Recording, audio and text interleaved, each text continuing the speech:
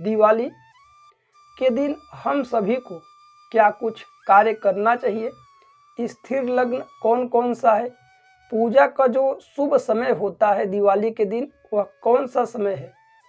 वैसे आप पूरे दिन खूब धूमधाम से दिवाली मनाइए, आनंद में रहिए, परंतु दिवाली के साथ साथ घूमने फिरने के साथ साथ आपको पूजन पर भी विशेष ध्यान देना चाहिए, क्योंकि यह दिन रात्रियां दिवाली की अमोघ होती हैं, सिद्धियां देने वाली होती हैं, अष्टलक्ष्मी को प्रसन्न करने वाली होती हैं, दरिद्रता का नाश करती हैं। पूरे वर्ष पर्यंत माँ लक्ष्मी की कृपा देने वाली यह रात्रियां होती हैं।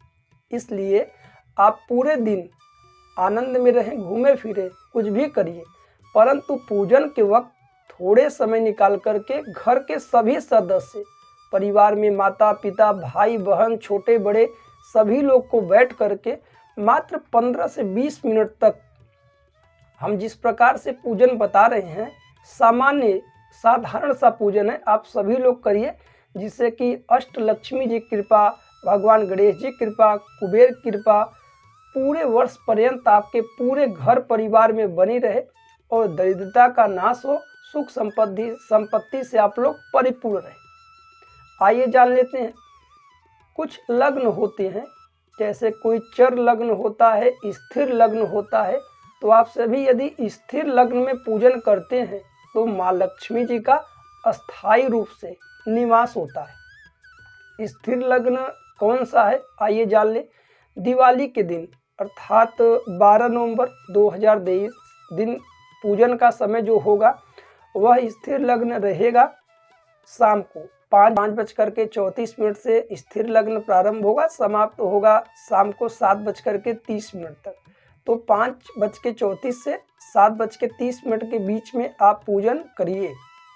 यदि जो लोग इस काल में पूजन ना कर पाए वह रात्रि में करें। स्थिर लग्न रात्रि में है, जो कि 12:05 से 2:25 तक। साथ ही साथ सुबह चौघड़िया के भी मुहूर्त रहेंगे, इसमें भी पूजन करना शुभ होता है, जो कि शाम को है 6 बजे से प्रारंभ हो जाएगा, रात्रि 9 बजे तक है। यह शुभ चौघड़िया है, इसमें भी पूजन का महत्व विशेष होता है।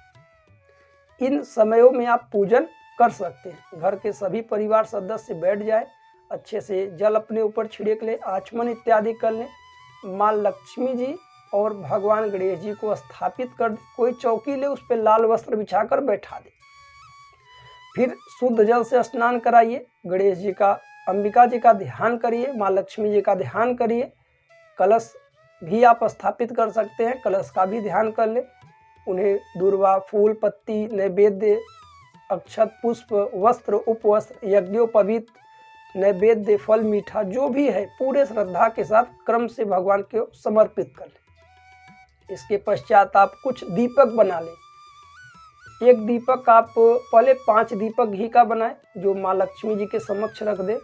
इसके बाद एक दीपक बेल के वृक्ष के पास रख दे, एक दीपक तुलसी के वृक्ष के पास बगल में रख दे, एक दीपक आपको आंवले के पेड़ के पास रखना चाहिए, एक दीपक जहाँ जल का भंडार हो, जहाँ से जल घर में आता हो वहाँ पर जला दे, एक दीपक आप सभी को रसोई में जलाना चाहिए, 2 दीपक घर के मुख्य द्वार पर और एक दीपक घर के मुख्य द्वार पर दक्षिण की ओर यम का ध्यान करके रख जलाइएगा।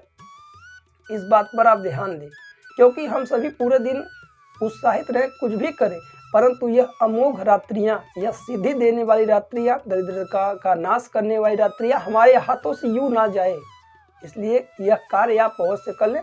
माँ को खीर का भी भोग लगा सकते हैं, घंटी शंख सभी घरों में बजा दे और पूरे श्रद्धा भाव से श्री सूक्त का पाठ करिए, कनक धारा स्तोत्र पाठ करिए, गणेश संकट नाशन, जो भी आपको मंत्र जप इत्यादि आते हों वह सभी मंत्र जप बैठ करके इस रात्रि में अमोघ सिद्धियां प्राप्त कर सकते हैं। रात्रि के समय 10 बजे से 2 बजे तक आप जप इत्यादि करिए।